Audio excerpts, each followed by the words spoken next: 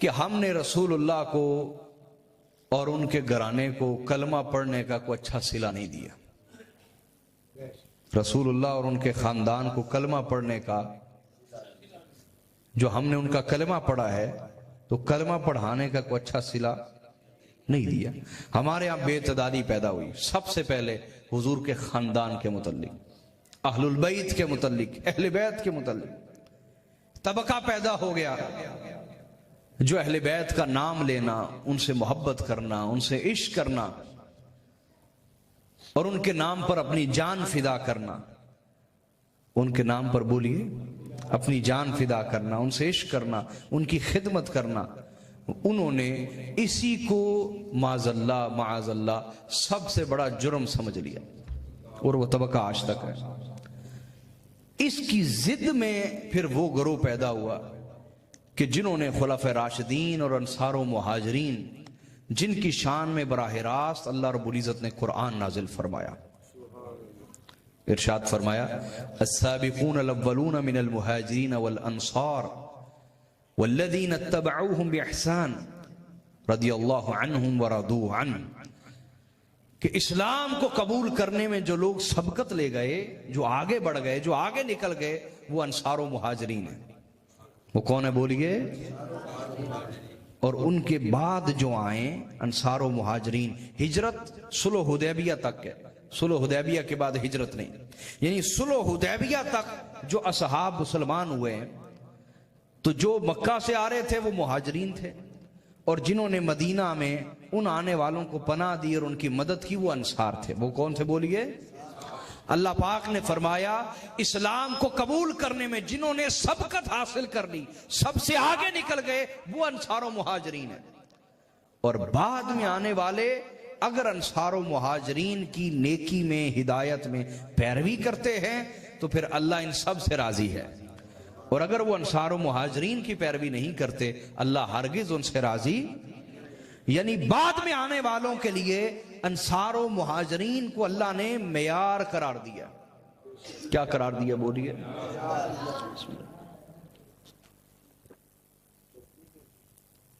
ہم نے معیار قرار نہیں دیا. کس نے قرار دیا بولیے؟ اللہ نے معیار قرار دیا. ہمارے ہاں بے اعتدالی آ گئی، مزاج ہے لوگوں کے، مزاج ہے، طبیعت ہے، مزاج ہے، اور مزاج شیطان کا پیروکار ہے کہ جب نبی کے خاندان کی بات کریں انہیں اضطراب، بے چینی محسوس ہوگی، ایک طبقہ. اور اگر انصار و مہاجرین کی بات کریں جنہیں اللہ پاک نے چنا اسلام میں سبقت کے لیے، ان کی بات کی جائے تو وہ خوش ہوتے ہیں. اس کے الٹ ایک طبقہ ہے، اس کے الٹ بولیے ایک طبقہ ہے کہ اگر حضور کے خاندان کی بات کریں تو خوش ہو جاتے ہیں، اور وہ طبقہ جسے اللہ پاک نے اسلام کی سبقت کے لیے چنا اور اسلام کی خدمت کے لیے چنا، ان کی بات کریں تو ناراض ہو جاتے ہیں. یہ بے اعتدالی ہے. یہ کیا ہے بولیں؟ بولو تو صحیح نا. حاضرین، میں پہلی چیز پہ بات کرتا ہوں، حضور کے خاندان سے محبت کرنا، مولا علی سے عشق کرنا، سیدہ فاطمہ الزہرا سے عقیدت رکھنا، امام حسن مجتبی، امام حسین سید الشہداء، ان سے عشق کرنا، یہ کسی گروہ کی علامت نہیں، یہ ایمان کی علامت ہے. کس کی علامت ہے بولیے؟ یہ کسی فرقے کی پہچان نہیں، یہ کسی گروہ کی پہچان. جہاں ایمان ہوگا وہاں عشق علی ہوگا، جہاں ایمان ہوگا وہاں عقیدت فاطمہ الزہرا ہوگی، جہاں ایمان ہوگا وہاں عشق حسنین ہوگا. ایمان اس کے بغیر ہو سکتا؟ بولو نہ ہو سکتا، اس کے بغیر نہیں ہو سکتا. ہاں کچھ لوگ کہتے ہیں ایمان مکمل نہیں ہو سکتا. کیا؟ ارے بھائی، آپ کہتے ہیں ہم امام ابو حنیفہ کے مقلد ہیں، اور امام ابو حنیفہ کے نزدیک تو ایمان نہ مترکب ہے نہ متجزی ہے، نہ جز اجزاء سے مل کے بنا ہے اور نہ اجزاء میں تقسیم ہوتا ہے. مراد کیا ہے؟ یا ایمان ہوتا ہے یا نہیں ہوتا. تو پتہ کیا چلا امام ابو حنیفہ کیا سمجھانا چاہ رہے ہیں کہ اگر عشق اہل بیت ہے تو ایمان ہے، اور اگر عشق اہل بیت نہیں تو ایمان بھی یہ مکمل ادھورے ہونے والی کوئی بات نہیں، اس کے بغیر ایمان کا وجود ہی کوئی نہیں۔ کیوں بھائی؟ وہ حضور کا خاندان ہے، آپ یہ چیز کیوں فراموش کر دیتے ہیں کہ وہ رسول اللہ کا خاندان ہے؟ رسول اللہ کا کیا ہے؟ مولا علی کی شان بیان ہو تو جلن کیوں ہوتی ہے دل میں؟ رسول اللہ کی شان بیان ہو تو خوشی ہوتی ہے۔ یہ کیسا ایمان ہے؟ یہ کیسا ایمان ہے؟ یہ منافقت کے سوا کچھ نہیں۔ ورنہ ایسا نہیں ہو سکتا کہ پیغمبر صلی اللہ علیہ وسلم کے ذکر سے تو خوشی ہو اور ان کے خاندان کے ذکر سے جلن ہو۔ یہ کیسا مزاج ہے؟ حاضرین، کیا آپ کے گھر کی تعریف آپ کی تعریف نہیں؟ بولو نا، آپ کے گھر کی تعریف آپ کی تعریف ہے یا نہیں؟ تو یاد رکھو، اگر کوئی مولا علی کی شان بیان کرتا ہے تو وہ براہ راست شان مصطفیٰ بیان کرتا ہے۔ اگر کوئی سیدہ فاطمہ الزہرا کی شان بیان کرتا ہے وہ براہ راست شان مصطفیٰ بیان کرتا ہے۔ اگر کوئی امام حسن امام حسین کی شان بیان کرتا ہے وہ براہ راست مصطفیٰ کی شان بیان کرتا ہے۔ یہ تصور ان میں تو نہیں تھا جن کا نام لے کے حضور کے اہل بیت کے متعلق آج ہلکی باتیں کہی جاتی، کمزور باتیں کہی جاتی۔ حضرت ابوبکر صدیق رضی اللہ تعالیٰ عنہ نے ممبر پہ فرمایا، ممبر رسول پہ کھڑے ہو کے، اور یہ قول صحیح بخاری میں کہاں بولیے، انہوں نے تعلیم دی امت کو، کہا ارکبوا محمدن فی اہل بیتی۔ اس قول کے کئی معنی ہیں، میں اس میں سے دو بیان کروں گا۔ پہلا فرمایا ارکبوا محمدن فی اہل بیتی، ارکبوا یہاں مضاف محذوف اگر مانا جائے تو پھر مانا یہ بنے گا ارکبوا حقوق محمد فی اہل بیتی، اے لوگو حضرت محمد مصطفیٰ کے حقوق پورے کیا کرو۔ حضرت محمد مصطفیٰ کے مضاف محذوف مانے تو حضرت محمد مصطفیٰ کے حقوق پورے کرتے رہا کرو۔ یا صدیق، کیسے؟ رسول اللہ تو ظاہری طور پہ ہمارے سامنے موجود نہیں، حضور سے محبت کا اظہار کیسے کریں؟ حضور کے آگے ادب کا اظہار کیسے کریں؟ رسول اللہ کی خدمت کیسے کریں؟ کیسے حضور کے حقوق، رسول اللہ کے حقوق کیسے پورے کریں؟ فرمایا فی اہل بیت ہی، حضور کے حقوق ان کے اہل بیت کے حقوق پورے کر کے پورے کیا کرو۔ حقوق مصطفیٰ ہرگز معطل نہیں ہوئے وفات رسول کے ساتھ، وہ اسی طرح امت کے اوپر فرض ہے۔ امت کے اوپر بولیے۔ اب ان کی عملی شکل حضرت صدیق فرما رہے ہیں، ان کی عملی شکل حضور کا خاندان ہے۔ تم حضور کے گھرانے سے محبت کرو، اللہ کے ہاں یہ محبت مصطفیٰ شمار ہوگی۔ تم حضور کے خاندان کی تعظیم کرو، اللہ کے ہاں یہ تعظیم مصطفیٰ شمار ہوگی۔ تم خاندان مصطفیٰ کی خدمت کرو، اللہ کے ہاں یہ خدمت مصطفیٰ شمار ہوگی۔ حضور کے حقوق تو ختم نہیں ہوئے، وہ تو آج بھی زندہ اور باقی ہیں، آج بھی زندہ اور۔ تو حضرت صدیق کے اس فرمان سے کیا پتہ چلا کہ جو لوگ آج یہ رویہ رکھتے ہیں کہ اصحاب رسول کا نام لے کے اہل بیت کو ڈیگریڈ کرتے ہیں، ان کے متعلق کمزوریاں منسوب کرتے ہیں، ہلکا پن دکھاتے ہیں ان کے معاملے میں، تو سمجھ لینا چاہیے نہ تو وہ اہل بیت اطہار کے وفادار ہیں اور نہ ہی وہ اصحاب رسول کے وفادار ہیں، وہ دشمن کے اعلی کار ہیں۔ کیا ہیں؟ یہ میری بات آپ کو سمجھ آئی ہے کہ نہیں آئی؟ وہ دشمن کو فائدہ پہنچا رہے ہیں۔ کس کو فائدہ پہنچا رہے ہیں؟ دشمن کو فائدہ پہنچا رہے ہیں۔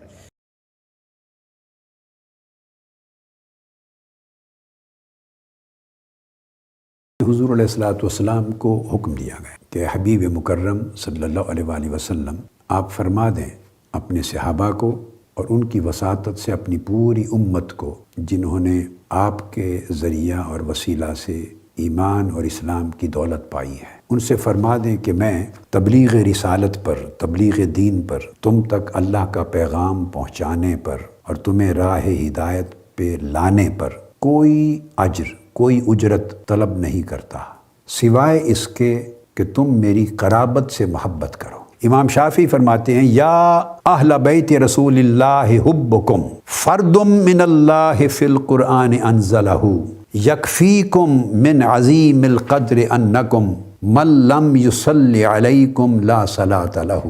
اے اہل بیت رسول، تمہاری محبت قرآن مجید کی طرف سے اور قرآن مجید میں نازل کی گئی آیہ کریمہ کے ذریعے ہم پر فرض کر دی گئی ہے کہ محبت اہل بیت فرض کر دی گئی ہے۔ اہل بیت کی عظمت میں اور ان کی شان میں بہت سی آیات ہیں، مگر ان کی محبت کا فرض ہونا ہم پر اس آیت کریمہ سے ثابت ہوتا ہے۔ قل لا اسألکم علیہ اجرا الا المودۃ فی القربہ۔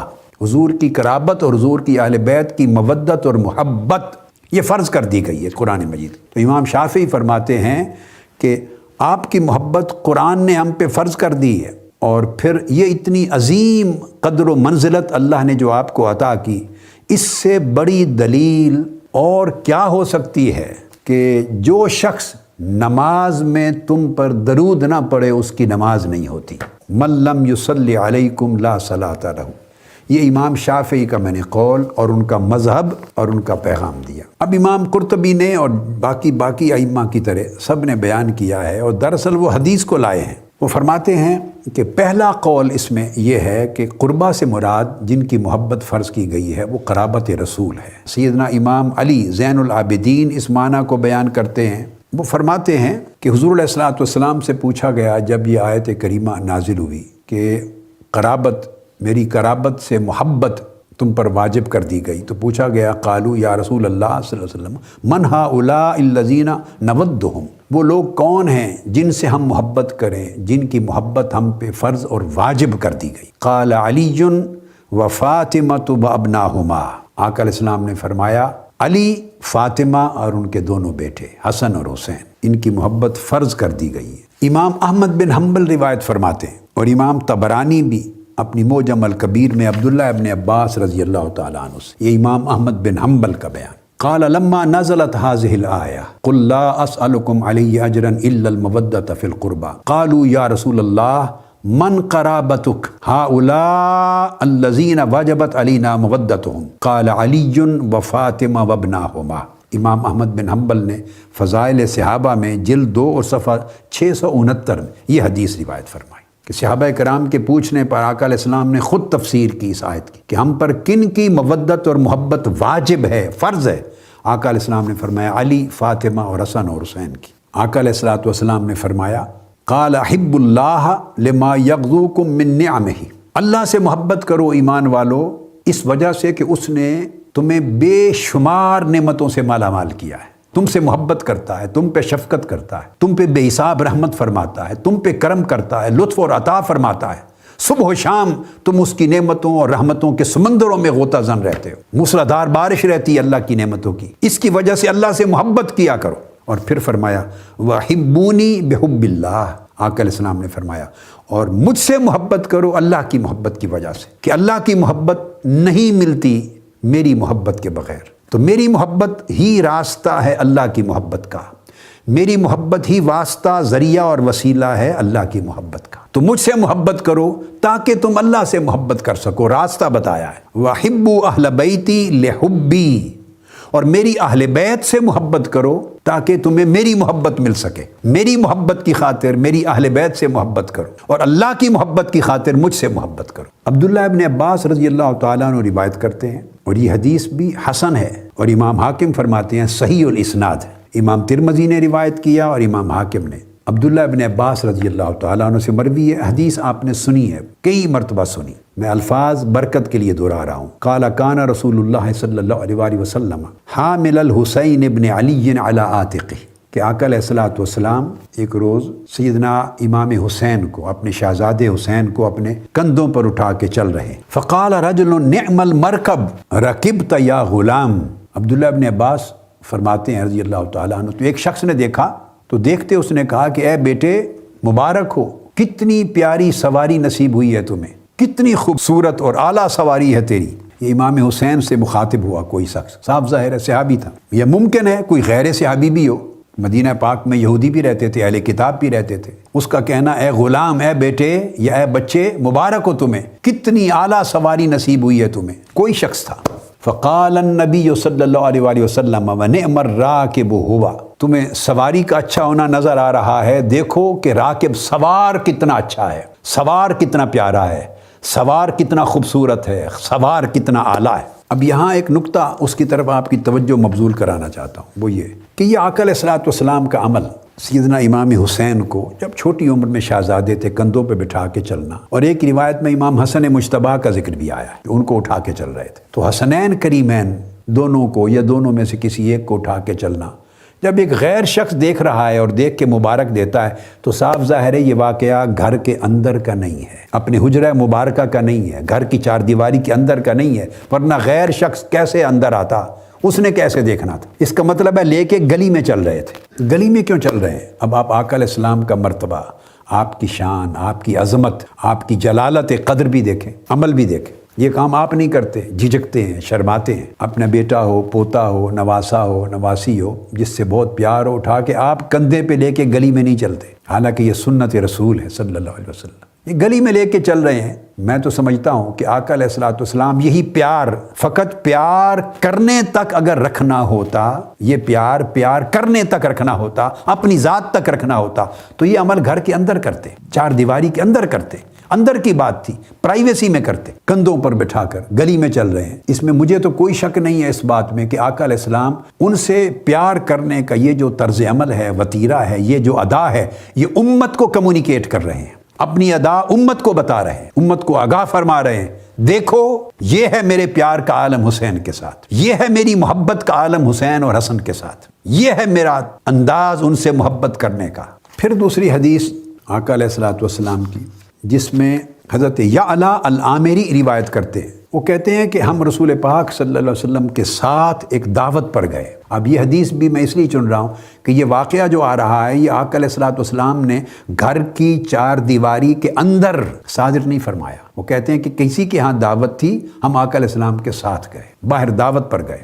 لوگ بیٹھے تھے، امام القوم وحسین مع غلمان یلعب، گلی سے گزر رہے ہیں، لوگوں کے سامنے بچے کھیل رہے تھے، ان میں حسین بھی کھیل رہے تھے، سیدنا امام حسین رضی اللہ تعالیٰ عنہ. اب صاف ظاہر ہے یہ بھی کسی گلی کا واقعہ ہے، شہر کا، مدینہ پاک کے کسی گلی کوچے کا واقعہ ہے. بچوں کے ساتھ کھیل رہے ہیں. اس حدیث پاک کی نص واضح کر رہی ہے کہ گھر سے باہر دعوت کے لیے نکلے تو راستے میں یہ واقعہ پیش آیا. فاستقبل رسول اللہ صلی اللہ علیہ وسلم امام القوم، آقا علیہ السلام نے چہرہ مبارک کیا لوگوں کی طرف. عبارت پوری یوں ہے، اس طرف چہرہ مبارک کیا اور وہاں کچھ بچے کھیل رہے تھے.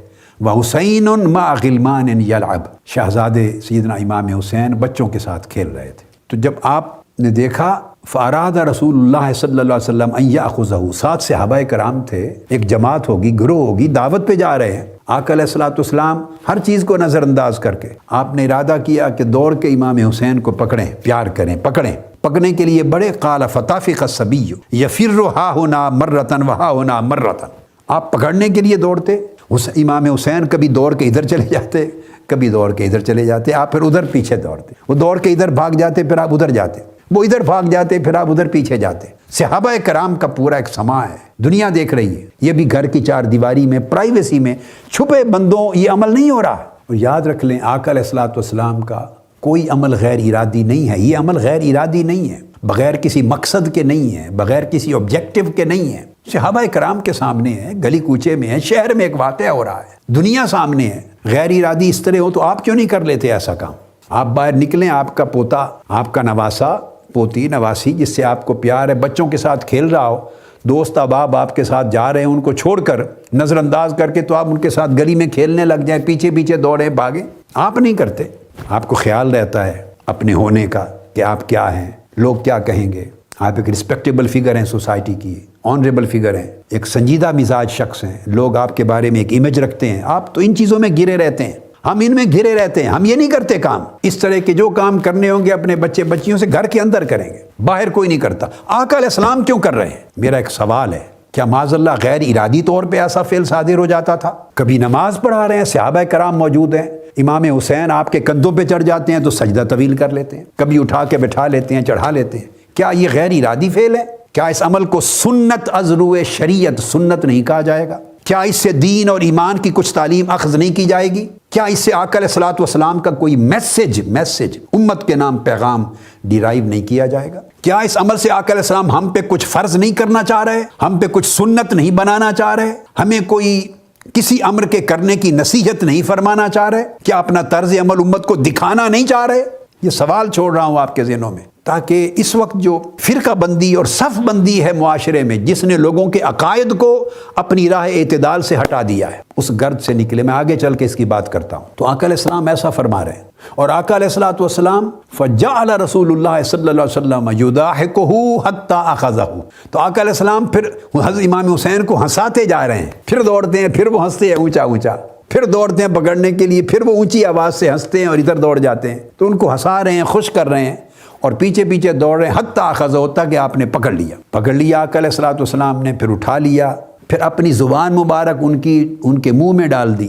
میں پھر آپ کو یاد دلا رہا ہوں کہ یہ واقعہ گھر میں چارپائی پہ بیٹھے نہیں ہو رہا، حجرہ مبارکہ کے اندر نہیں ہے، ایک دعوت پہ نکلے ہیں، صحابہ کرام ساتھ ہیں، شہر کے اندر گلی میں یہ واقعہ ہو رہا ہے، بچوں کے کھیلتے ہوئے، بچے بھی کھڑے دیکھ رہے ہوں گے، صحابہ بھی دیکھ رہے ہیں، پھر زبان مبارک منہ میں ڈال دی، فقبلہ، پھر چومنے لگ گئے، چوما، اور چوم کر پھر آقا علیہ السلام نے فرمایا قال حسین منی وانا من حسین۔ یہ حدیث تو آپ نے ہمیشہ سنی ہے، آج اس کا شان ورود سمجھا دیا آپ کو کہ کس موقع پر آقا علیہ السلام نے یہ کلمات فرمائے تھے۔ اتنا ٹکڑا ہی سنا ہے نا ہمیشہ، مگر کس موقع پر فرمایا آج وہ پورا پس منظر آپ نے سن لیا۔ اس موقع پر فرمایا حسین مجھ سے ہے اور میں حسین سے ہوں۔ احب اللہ من احب حسینہ، اللہ اس سے محبت کرے اور کرتا ہے جو حسین سے محبت کرتا ہے۔ آپ نے واقعہ حقیقت بھی بیان فرمائی اور دعا بھی دی کہ حقیقت یہ جو حسین سے محبت کرتا ہے اللہ اس سے محبت کرتا ہے، اور اس میں دعا بھی آقا علیہ السلام کی کہ اللہ اس سے محبت کرے جو میرے حسین سے محبت